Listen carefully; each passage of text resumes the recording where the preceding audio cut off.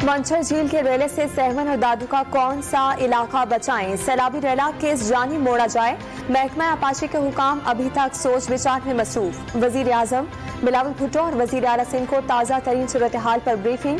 मुराद अली शाह को पहले से लगाए गए कट के 22 नुकसानात बढ़ने का खदशा, फौरी इजलास बुलाकर कट लगाने का फैसला करने की हिदायत।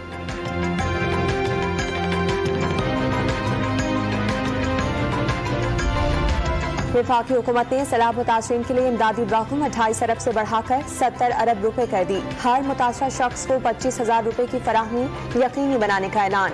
आफत इस्तेदाद से बहुत ज्यादा करार, फसलें तबाह हो गईं, कच्चे मकानात डूब गए, सिर्फ छतें नजर आ रही हैं। तारीख में सैलाब से कभी इतनी तबाही नहीं हुई। वजीर आजम की कंबर शहदाद कोर्ट में सैलाब मुतासरीन से मुलाकात, हर मुमकिन मदद की यकीन दहानी।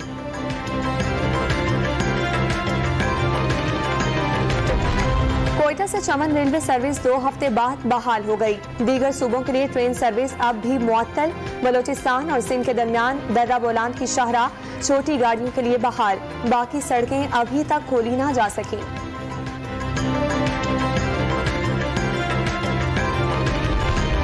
वजीर आला के नोटिस के बावजूद सैलाबज़दा बलोचिस्तान में आटे की किल्लत। कोयटा में कीमत 125 से 130 रुपए किलो तक पहुंच गई।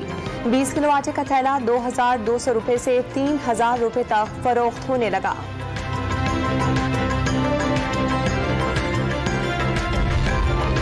लाहौर में सब्जियों के दाम आसमान से बातें करने लगे। टमाटर 250 से 300 रुपए, हरी मिर्च 210 और अदरक 350 रुपए किलो में फरोख्त। अंडों और दीगर अशिया की कीमत भी बढ़ गई। कराची में भी महंगाई आसमान पर। 60 रुपए किलो वाली लौकी और तोरई भी 250 रुपए में बिकने लगी।